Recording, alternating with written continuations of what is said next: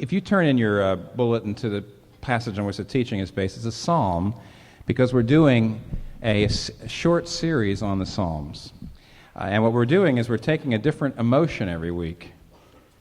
And this week, you just guess what it is. Let's read it. I'm going to read Psalm 3, all of it, verses 1 to 8, and then we're going to also read a very important parallel passage, just 2 verses out of Genesis 15. So I'm going to read Psalm 3, 1 to 8, Genesis 15, 1 and 8. A psalm of David when he fled from his son Absalom. O Lord, how many are my foes? How many rise up against me? Many are saying of me, God will not deliver him. But you are a shield around me, O Lord. You bestow glory on me and lift up my head. To the Lord I cry aloud, and he answers me from his holy hill. I lie down and sleep. I awake again, because the Lord sustains me. I will not fear the tens of thousands drawn up against me on every side. Arise, O Lord. Deliver me, O my God. Strike all my enemies on the jaw. Break the teeth of the wicked. From the Lord comes deliverance. May your blessing be on your people. Genesis 15 says, after this, the word of the Lord came to Abram in a vision. Do not be afraid, Abram. I am your shield and your very great reward. But Abram said, O sovereign Lord, how can I know? How can I know I will gain possession of it? This ends the reading of God's word. Now, the Psalms are deeply emotional prayers. And you know, we modern people have this pride that we're really into emotional honesty, unlike, traditional cultures. We're into emotional honesty, but I don't know about this. The Psalms, if you actually read them through, modern people are always taken aback by the Psalms. Take a look at verse 7. Didn't you squirm a little bit? See how angry he's getting? Break the jaw, smash the teeth of my enemies. Now, if you're a modern person, modern New Yorker, even though, you might, whether you're religious or not religious or whatever you are, you have a tendency to say, now, David, we mustn't be angry at our enemies, must control ourselves. But you see, the Psalms are too real for that. The Psalms are saying, but I'm angry, you see, and it's not just there. It's all sorts of places in the Psalms. The emotions are hot, they're raw, they're intense, they make us uncomfortable. Why? Because the Psalms give us a unique approach to emotions. The Psalms, they're giving us a third way. I said this every week, right?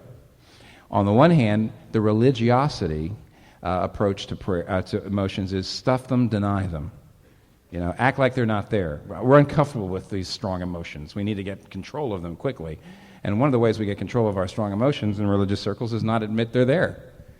On the other hand, in secular circles, there's a sort of a love of just expressing our emotions as if it's a good in itself. The Psalms don't do either.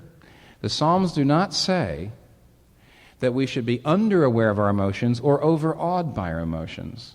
We shouldn't be stuffing our emotions or bowing to them. We shouldn't be denying them or venting them. We should be praying them. And we don't mean by praying them that you put them into nicely manicured and managed little theologically correct confessional prayers, but you pre-reflectively pour them out into the presence of God and you process them there. You don't just vent them, you don't just stuff them, you don't just, express them.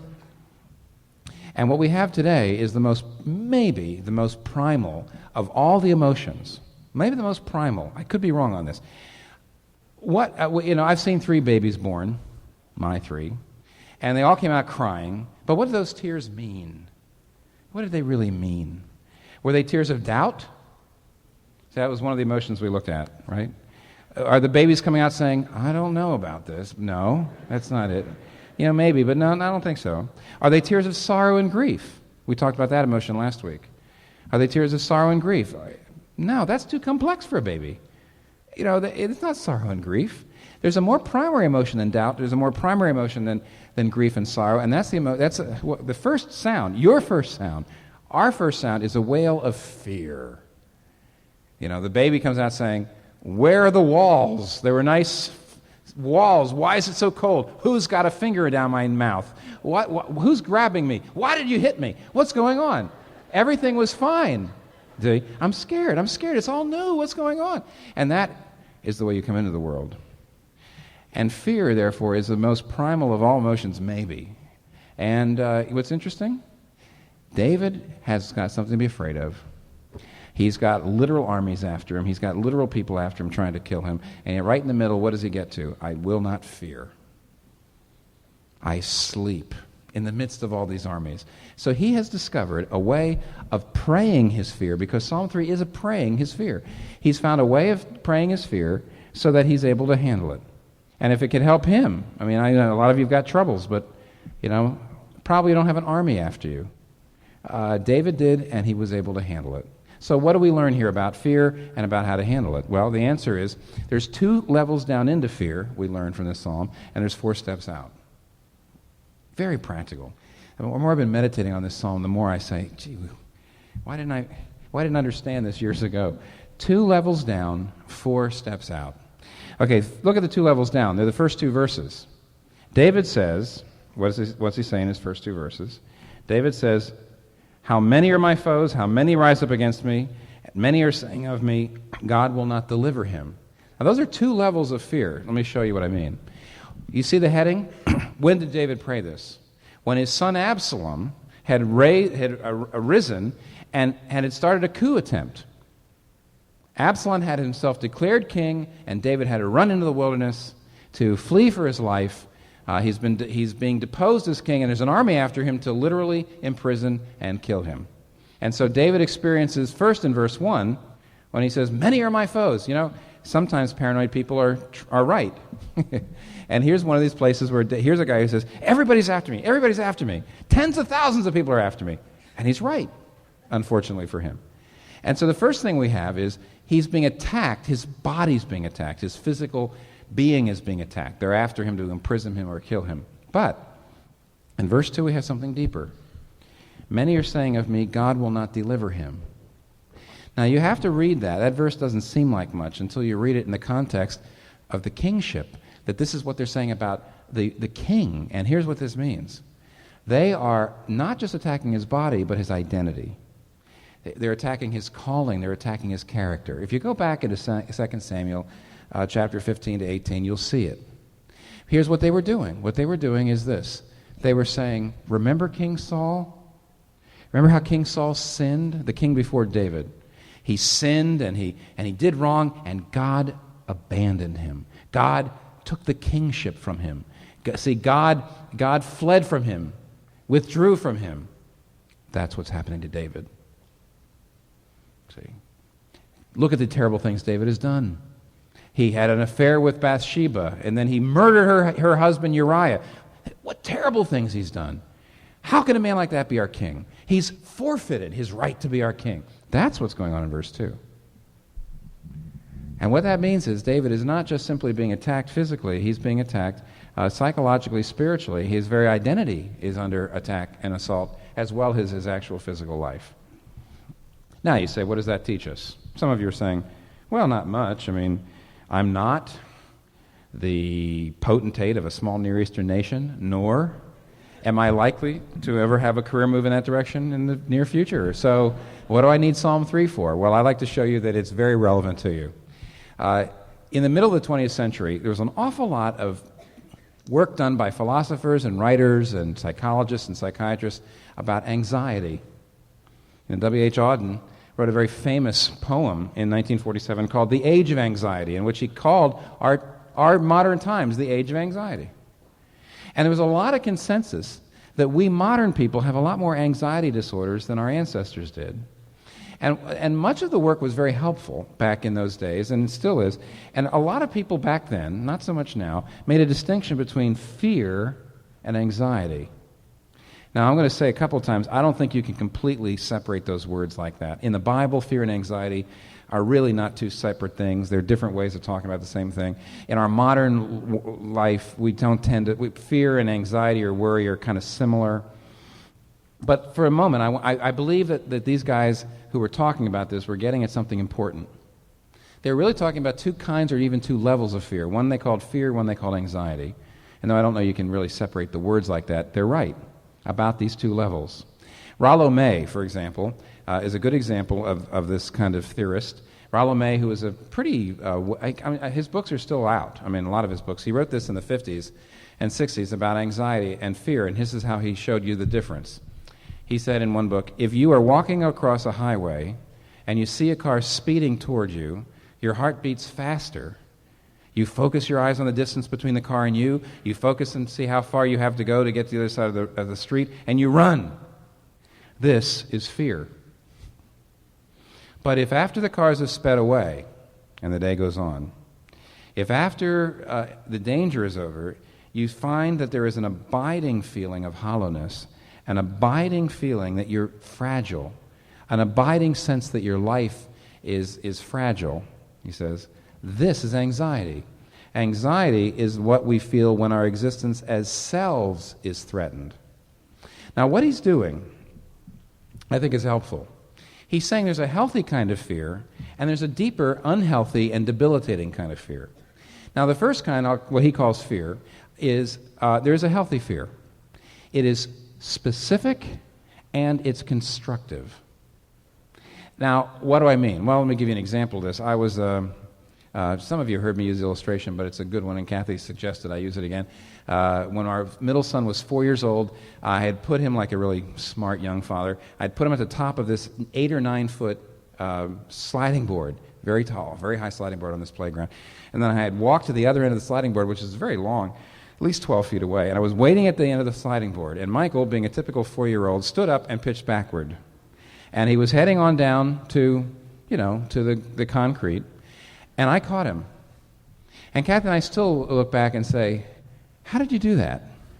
And Kathy sometimes says, do that again, and I'll never be able to do it again. And the answer, I caught him, and here's the reason why. I'll tell you what the researchers would tell you. My autonomic nervous system was set into place by my fear. And I had this enormous burst of physical energy and mental clarity. And it's almost like time slowed down. It felt like I had 5 minutes at least to get there. And what they'll say is simply this. Fear is healthy. Fear can be healthy. Healthy fear is like this. You have a specific threat, and you identify something good that's threatened. The life of your son, or your own life, which is a way of saying my life is good. It's worth protecting. And then what fear does is it helps you, summons up all your deepest capacities to do something to protect the thing that you know is so important. So fear is specific and it's constructive. It gets you together. It galvanizes you for action. It's great. But then there's another kind. And Rollo May is right when he says it's a deeper kind. He calls it anxiety. For the moment, let's do that. And here's what it means. And you see the difference. Anxiety, unlike fear, is not specific. It's diffuse. It's generalized. It's sort of amorphous. It's undefined. You don't know what's going on. You don't know what it's attached to. You don't know why it's there. You don't know what exactly is causing it. With fear, you know he's falling, or the car's coming after me. With anxiety, you don't know what exactly is wrong. So it's not specific. It's diffuse. Secondly, fear galvanizes you for action, but this anxiety, this deeper kind of fear, debilitates you and paralyzes you. It makes you unable to act. It makes you unable to make a decision. And what the researchers are finding is fear is a good thing. Fear is like a thunderstorm that comes on through and there's all this thunder and lightning, and then it passes away and the sun comes out and everything's greener for it.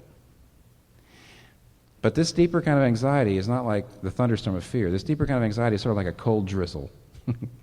34 degrees and raining all the time. Sort of like the Shetlands or the Orkney Islands, all the time, always raining.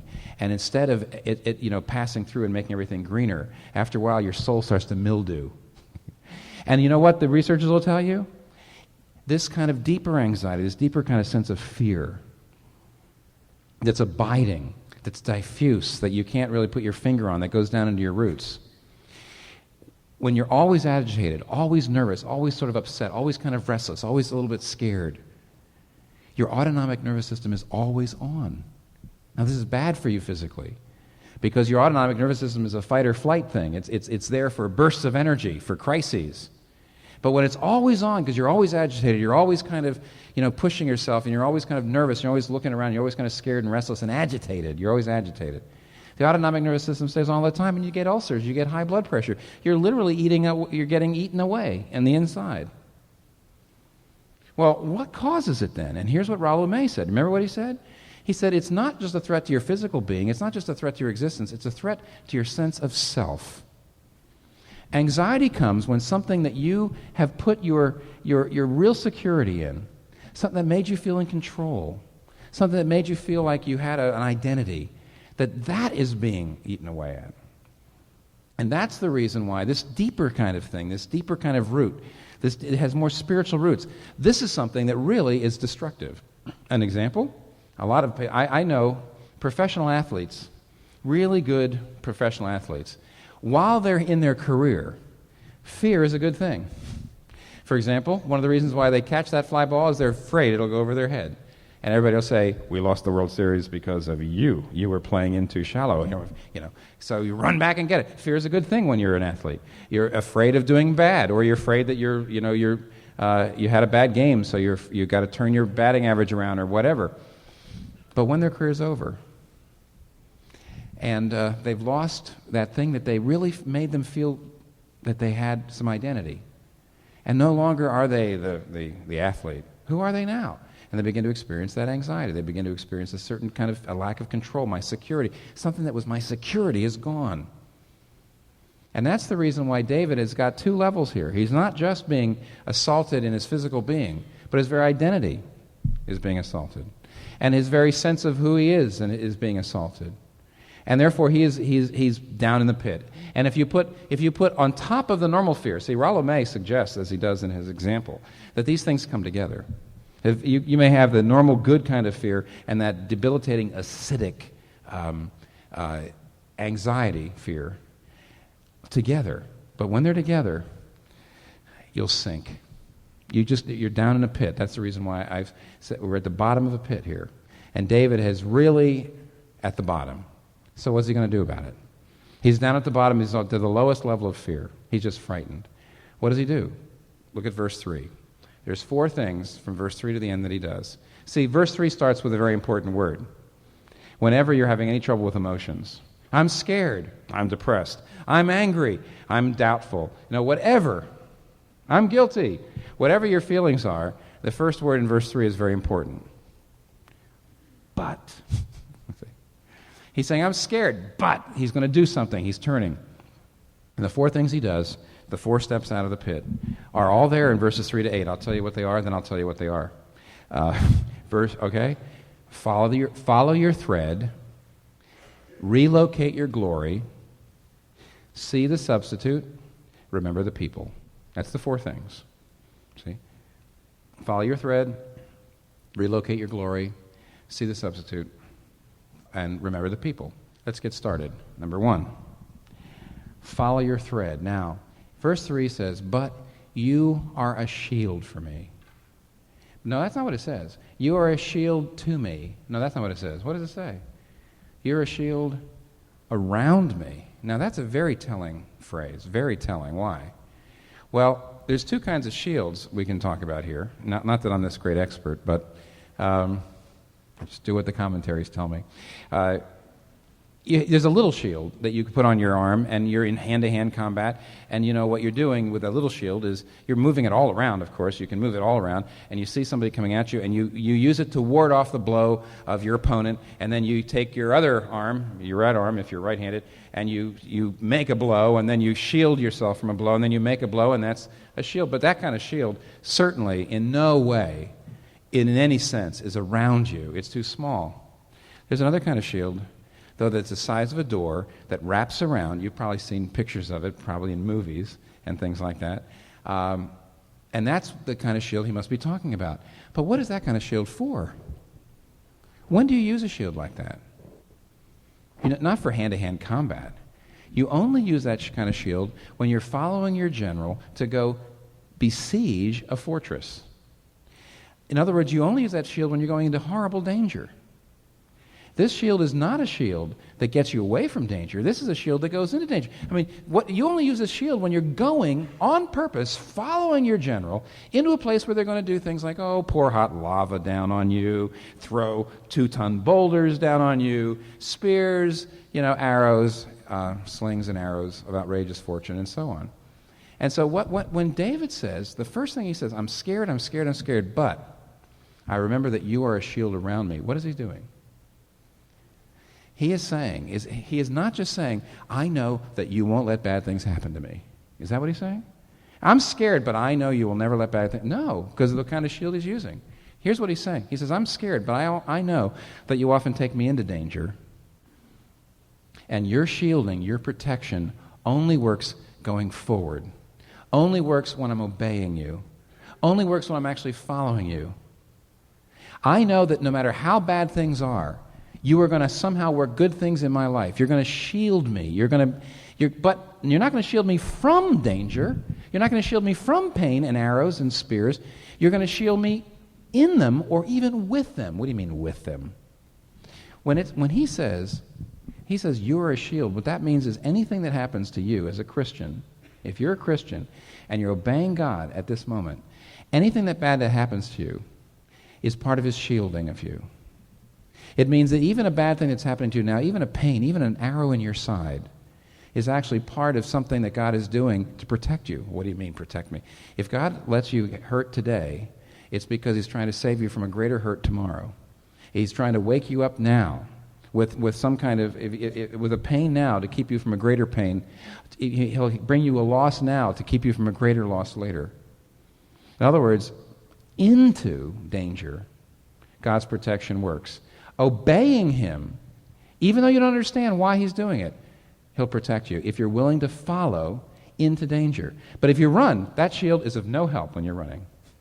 The shield David's talking about is of no help when you're running away, no help when you're giving up, no help when you're disobeying the order of your general. You might as well just be, if you're coming in like this, onward, onward. Oh my gosh, onward, look at this. Well, how are we ever going to take this? So you turn around and run. Then you're really dead. So there's only two things for you. Do you realize that? The Bible says obedience. Obedience to God is very hard because he'll often take you places you don't understand. You'll make prayers. You're praying and you're obeying and you're trying to do your best, and the prayers don't come true. In other words, obedience is extremely difficult, very confusing, very, very hard. But what's your alternative? Disobedience, and that's impossible. So those are your only two alternatives. Obedience is very, very, very hard. Disobedience is lethal. And the Bible says those are your only two alternatives for any human being before you. So the first thing David's doing is he's grabbing hold and he's saying, hey, listen, this is all I know. I'm scared. Bad things are happening to me. But God's protection only works if I'm going forward, if I'm following him. It doesn't work backwards. The only way, in other words, David's saying 1 ounce of disobedience can hurt me more than 10 tons of pain and suffering. So I'm going to go forward. A perfect example of this is George MacDonald's little fairy tale, The Princess and the Goblin. And it's a children's fairy tale, and it's about a little princess who lives in a big house, and she's surrounded by goblins that they're trying to protect her from. The goblins are trying to take her, trying to capture her, and they live in the mountain. One night, the little princess finds in the very topmost garret, like the attic of their house, that she has her fairy grandmother living there, a beautiful woman, supernatural woman, a woman of power and beauty and majesty. And little princess says, Grandmother, if I'm ever in danger, if I can just find you, I'll be all right. How can I do that? And the grandmother says, it's very simple. She gives her a ring. She says, I'm going to tie a little thread around the ring. And I'm going to put the other end of the thread, the ball of thread, in my drawer right here. Now, she says, whenever you're in danger, it's very simple. You take off the ring, put it under your pillow, pull the thread tight, and then put your forefinger on it and follow the thread, and it'll take you to me. And the little princess says, great, that's terrific. And the grandmother says, there's only one thing. It may take you in a roundabout way. So the first night that she's in danger, the little princess is in her room, and suddenly she hears some creature has come in through the window, and she hears snarling and hissing. And so she takes off her ring, and she puts it under the pillow, and she pulls it tight. And she's very excited because immediately it starts to take her out of her room. But here's what, I don't know if I should read you. Yeah, I'll read the actual text to you. She says, she expected it to lead her straight up the old stair to her grandmother's room, but when she reached the door, to her surprise and dismay, the thread led her toward away from the stair in the opposite direction. And then, to her shock, it led out of the door, out into the night. And then, a greater shock, it began to lead her up the mountain. And finally, the thread took her right to a cave that took her down into the heart of the mountain, but she plunged in. She kept trying to say to herself, I know it's going to take me to my grandmother sometime. I know it. She tried so hard to think of her grandmother, but her heart was tried dreadfully when the thread took her down steep path after pit in the pitch dark, deeper and deeper into the mountain where the goblins lived. Through one narrow passage after another, finally the thread took her through a tiny little hole she had to creep through. Still on she went, obedient to the guiding thread. Finally it took her to a heap of stones piled in a slope against the wall of the cavern. Up on it she climbed until she found that it vanished right into the heap of stones and left her standing on it. She felt her grandmother had forsaken her, and then a thought struck her. At least she could follow the thread backward to get home. But the instant she tried to feel it backward, it vanished. Forward, it led into the heap of stones. Backward, it seemed to go nowhere. She burst into a wailing cry and threw herself down on the stones. Now that's a picture of what it means to follow Jesus. Over and over and over again, trying to do the right thing, trying to follow Christ, praying and hoping seems to take you to a wall. But if you go backward, it's not there at all. God's protection only goes forward. You have to remember something. Jesus himself one time was very scared. He was sweating in the garden. Why was he sweating? You don't sweat in sorrow. He was sweating blood. Why was he sweating? He was frightened. He was scared. It was all right to be scared. He should have been scared. And you know why? Because the thread of the will of God, the call of his general, was taking him right into a tomb. That's surely a dead end, isn't it? Over and over and over again, this is what's going to happen. To obey seems nuts. To obey seems like it's not going anywhere. The only thing David knows is to obey may take me into danger. That's the only way God's protection will work. That's the only way I know that he's working good things in my life. If I back out, if I go in the other direction, I have really something to be scared of, really something to be afraid of. So his first step is follow the thread forward. Suck it up. That's the first step. That's always the first step. But that's not all. That's not enough. Stoicism won't get you through. Just sucking it up won't be enough. The second is, after follow your thread, second, relocate your glory. What does he say literally in the second part of verse 3? In the Hebrew, he's literally saying this: you are my glory and the lifter of my head. Now, what does it mean? Why would he say, you are my glory? In fact, don't forget, he's saying, but you are my glory. I'm scared, but you are my glory. Now, he wouldn't say, but you are my glory, unless something else has been. And this is what's going on. He has experienced this deeper level of fear, that anxiety that Rollo May's talking about. Why? Because the things that he built his identity on, the things that he built his emotional and psychological security on, had been taken away. And what are those things? Well, here's a man who had said, I am a popular sovereign, but not anymore. Or he might have said, I'm a good father. Well, that illusion is over. Or he said, well, but I have this great moral record. I have really, adultery, murder. Well, but I had the power. Not anymore, you don't. See, here's a man who's admitting something, and here's what he's admitting. He says, I'm filled with anxiety, yes, but it's because my moral record, my family's love, the approval of my people, and my political power, those are okay things, but I had located my glory in them. And what's glory? The word glory means weight. It means significance. And what he was saying is, these were good things, but I had located my glory in them. I had located my security. The reason I felt secure and good in life is because I'm a king, or I have the approval of my people. If you are starting to experience, as Rollo May says, this kind of debilitating, deep anxiety, here's what it is. Something good you've located your glory in. It's a good thing to be talented at something. It's a good thing to have a spouse who loves you. It's a good thing to have children that you are taking care of. It's a good thing. All these things are good. But if you locate your glory in them, what you've done is you've put your glory, your worth, your security in something finite. And finite things are out there in time and space, where they're vulnerable to the circumstances and history and vicissitudes of time and space, and you will always live in fear.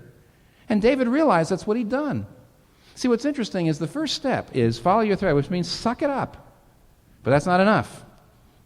Now he's examining his heart. He's really looking and saying, why am I this anxious? Why am I this scared? It's because I have located my glory in things that were good things, but now they're gone, and that's the reason I'm feeling like I'm falling. That's the reason I'm having this anxiety. When you get that kind of anxiety yourself, it's not enough just to stuff your feelings and go on. That's what a lot of you do. But it's also not enough just to sort of, wail. You have to say, your anxiety is smoke. And if you follow it, it'll take you to the fire. And the fire is something that's become too important to you. And therefore, what's going on is not stoicism, stuffing it, but not ventilation. Instead, he is saying, I'm going to relocate my glory and I'm going to get new help. It's not their approval, it's your approval that's my glory. It's not serving them, it's serving you. It's not their love, it's your love. And when he says, you're the lifter of my head, an amazing statement. See, even today, lifter of my head means what? You lift up your head when you're proud, when you're confident. But a lifter of your head is somebody who says, I'm proud of you. You are, a lifter of your head says, get your head up. You're great. You're this, you're that. That's a lifter of your head. So here's what David's saying is, as great as it was to have the love of my family, I don't have it. The love of my people, I don't have it. The knowledge that I was a good king, I don't have that. The political power to do what I want, I don't have that. He says, and even though they're gone, I'm not going to make them my identity anymore. If I've got your approval, your honor, if I know you're proud of me, then I don't have to really be afraid. I've got a self back. Then I only have fear, not that deeper anxiety. So that's the second thing, relocate your glory. What's the third thing? Well, the third thing is very important, and here's why. The third thing is, see the substitute. Somebody says, well, what does that mean? Well, surely there's some people out there saying, I don't know, by the way, you weren't listening carefully. Of course, I do talk fast, I know. But you weren't listening carefully if you're not asking this question. How in the world does David know that God is proud of him? I mean, listen. If you go to God, now, let's just go to God and say, oh, yeah, I killed somebody. I failed as a father. I failed as a king. I failed as a human being. I failed as a believer. I failed in every way, but I know you're proud of me. It'd be hard to say that, but David's saying it. David's saying, I failed in every way, but I know that you are the lifter of my head. I know that you honor me. I know that the knowledge that you're proud of me is my glory. How does he know that? And that's the issue. That's the whole key. Don't you realize if you knew that, if that was the heart of your identity, nothing really could bother you. Nothing could really scare you to death. You are scared to death to the degree that you've put your glory in something that can die. So, how does he know that? Well, he says, actually, he gives us a hint in verse 4, but in some ways the whole psalm is the hint. What's he saying in verse 4? I will cry to you. He doesn't just say, I will cry to you and you will hear me. He says, I will cry to you, and I have confidence that you will hear me. Why? Because of your holy hill. Well, what's on the holy hill? The tabernacle on Mount Zion, the place of sacrifice. David realizes his sins can be dealt with.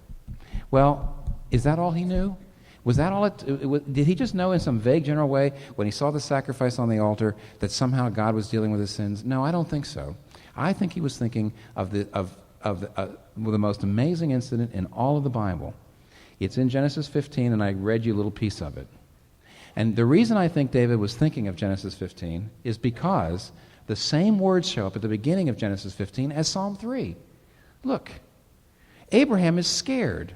And God comes to him and says, Abram, be not afraid. So here we have a situation where God is trying to help Abram with his fear.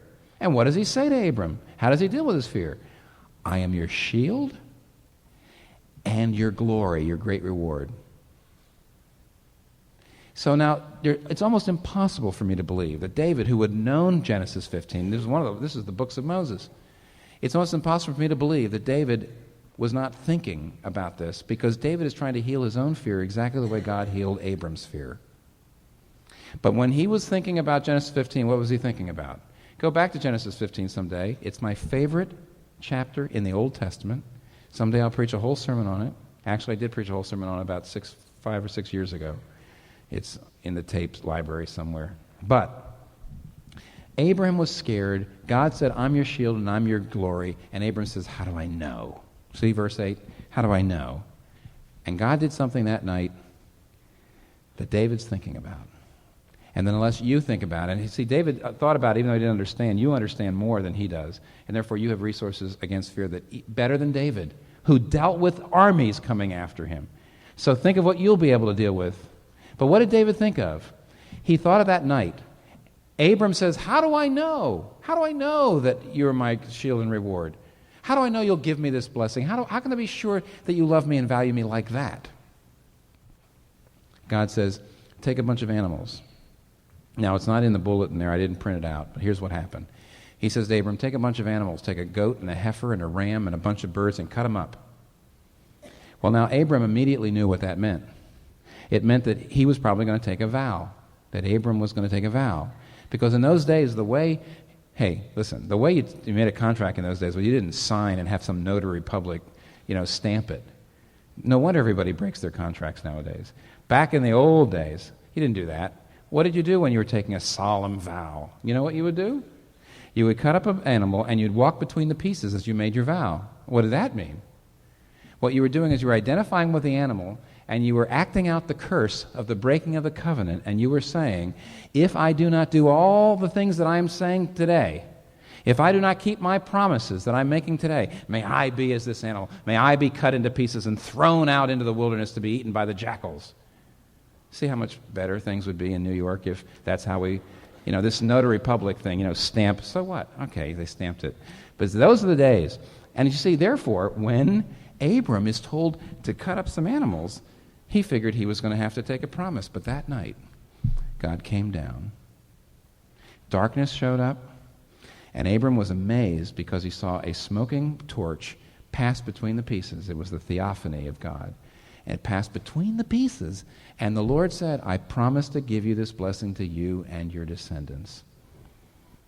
And Abram realized that God was taking an oath, and God was identifying with the animals, and God was saying, I promise to honor you and take away your sins and to give you this blessing even if I have to be cut up, even if I have to be cut off, even if I have to pay the price of your disobedience, I'm going to bless you.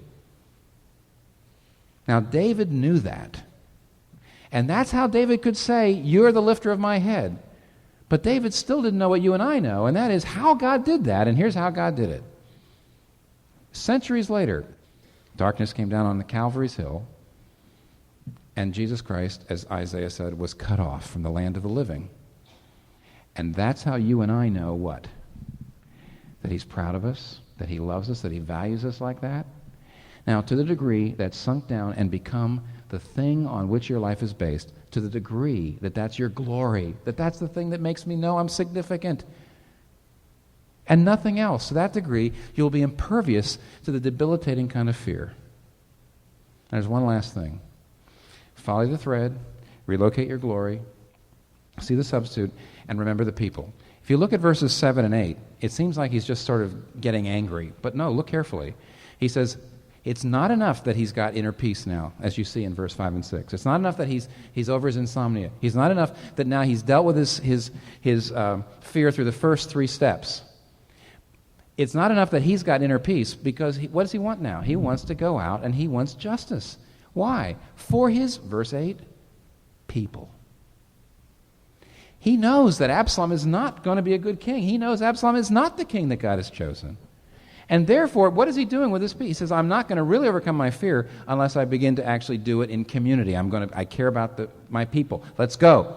God, I got my peace back. Let's go forward and let's work for justice. Now here's the point. The opposite of fear, the Bible says, is love. The opposite of love is fear. 1 John 4:18, perfect love casts out fear. Did you think the opposite of love was hate? No. The opposite of love is fear, which means fear is self-centeredness. Love is self-giving. And therefore, you'll never really deal with your fear all by yourself. You got to love somebody. You got to get your mind off of yourself. You got to stop thinking about your little needs. And the only way to finally destroy fear is in community and in love. Jesus Christ sweated in the garden because he was scared. But he didn't let that stop him. He followed the thread into the grave. But guess what? It wasn't a dead end. There's a resurrection on the other side of the grave. And there'll be a resurrection on the other side of anything that you are brought into with God and yet you fear. You fear? Go through it. Suck it up. Relocate your glory. Look at the substitute. Think of other people. And God will heal you through your fears. And God will heal you of your fears. Let's pray. Father, the last thing we need is your reality. So I ask that you would make yourself real enough to the people here tonight, some people who may have never really thought this out and who realize you're nothing but an abstraction. I pray that some people tonight might say, Lord, become real to me, so real that you could become my glory. And there's a lot of the rest of us that, we believe that in the abstract, but it's not our reality to us. So we ask that you would help us deal with our fears the way David did and follow your Son, who was so frightened and yet out of love for us, followed your will right into the grave and has burst out of it. We pray that we could follow him and have the same thing happen to us. We pray that by following you, you might bring us into new realms of love and joy and power, because we followed you not with fear, but through our fears. We pray all this in Jesus' name. Amen. For more of this series and other resources from Timothy Keller and Redeemer Presbyterian Church, please visit www.gospelinlife.com. What's interesting? David has got something to be afraid of. He's got literal armies after him. He's got literal people after him trying to kill him. And right in the middle, what does he get to? I will not fear. I sleep in the midst of all these armies. So he has discovered a way of praying his fear, because Psalm 3 is a praying his fear. He's found a way of praying his fear so that he's able to handle it. And if it could help him, I mean, I know a lot of you have got troubles, but, probably you don't have an army after you. David did, and he was able to handle it. So what do we learn here about fear and about how to handle it? Well, the answer is there's 2 levels down into fear we learn from this psalm, and there's 4 steps out. Very practical. The more I've been meditating on this psalm, the more I say, gee, why didn't I understand this years ago? 2 levels down, 4 steps out. Okay, look at the 2 levels down. They're the first 2 verses. David says, what's he saying in his first 2 verses? David says, how many are my foes? How many rise up against me? Many are saying of me, God will not deliver him. Now, those are 2 levels of fear. Let me show you what I mean. You see the heading? When did David pray this? When his son Absalom had arisen and had started a coup attempt. Absalom had himself declared king, and David had to run into the wilderness to flee for his life. He's being deposed as king, and there's an army after him to literally imprison and kill him. And so David experiences first in verse 1 when he says, many are my foes. Sometimes paranoid people are right. We shouldn't be denying them or venting them. We should be praying them. And we don't mean by praying them that you put them into nicely manicured and managed little theologically correct confessional prayers, but you pre-reflectively pour them out into the presence of God and you process them there. You don't just vent them, you don't just stuff them, you don't just, express them. And what we have today is maybe the most primal of all the emotions. Maybe the most primal. I could be wrong on this. I've seen 3 babies born, my 3, and they all came out crying. But what do those tears mean? What did they really mean? Were they tears of doubt? So that was one of the emotions we looked at, right? Are the babies coming out saying, I don't know about this? No, that's not it. Maybe, but no, I don't think so. Are they tears of sorrow and grief? We talked about that emotion last week. Are they tears of sorrow and grief? No, that's too complex for a baby. It's not sorrow and grief. There's a more primary emotion than doubt. There's a more primary emotion than grief and sorrow, and that's the first sound. Your first sound, our first sound is a wail of fear. The baby comes out saying, where are the walls? There were nice walls. Why is it so cold? Who's got a finger down my mouth? Who's grabbing me? Why did you hit me? What's going on? Everything was fine. See, I'm scared. It's all new. What's going on? And that is the way you come into the world. And fear, therefore, is the most primal of all emotions, maybe. And now, the Psalms are deeply emotional prayers. And you know, we modern people have this pride that we're really into emotional honesty, unlike, traditional cultures. We're into emotional honesty, but I don't know about this. The Psalms, if you actually read them through, modern people are always taken aback by the Psalms. Take a look at verse 7. Didn't you squirm a little bit? See how angry he's getting? Break the jaw, smash the teeth of my enemies. Now, if you're a modern person, modern New Yorker, even though, you might, whether you're religious or not religious or whatever you are, you have a tendency to say, now, David, we mustn't be angry at our enemies, must control ourselves. But you see, the Psalms are too real for that. The Psalms are saying, but I'm angry, you see, and it's not just there. It's all sorts of places in the Psalms. The emotions are hot, they're raw, they're intense, they make us uncomfortable. Why? Because the Psalms give us a unique approach to emotions. The Psalms, they're giving us a third way. I said this every week, right? On the one hand, the religiosity approach to prayer, to emotions is stuff them, deny them. Act like they're not there. We're uncomfortable with these strong emotions. We need to get control of them quickly. And one of the ways we get control of our strong emotions in religious circles is not admit they're there. On the other hand, in secular circles, there's a sort of a love of just expressing our emotions as if it's a good in itself. The Psalms don't do either. The Psalms do not say that we should be under-aware of our emotions or overawed by our emotions. We shouldn't be stuffing our emotions or bowing to them. If you turn in your bulletin to the passage on which the teaching is based, it's a psalm because we're doing a short series on the Psalms. And what we're doing is we're taking a different emotion every week. And this week, you just guess what it is. Let's read it. I'm going to read Psalm 3, all of it, verses 1 to 8. And then we're going to also read a very important parallel passage, just 2 verses out of Genesis 15. So I'm going to read Psalm 3, 1 to 8, Genesis 15, 1 and 8. A psalm of David when he fled from his son Absalom. O Lord, how many are my foes? How many rise up against me? Many are saying of me, God will not deliver him.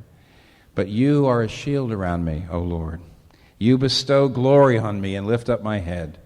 To the Lord I cry aloud, and he answers me from his holy hill. I lie down and sleep. I awake again, because the Lord sustains me. I will not fear the tens of thousands drawn up against me on every side. Arise, O Lord. Deliver me, O my God. Strike all my enemies on the jaw. Break the teeth of the wicked. From the Lord comes deliverance. May your blessing be on your people. Genesis 15 says, after this, the word of the Lord came to Abram in a vision. Do not be afraid, Abram. I am your shield and your very great reward. But Abram said, O sovereign Lord, how can I know? How can I know I will gain possession of it? This ends the reading of God's word.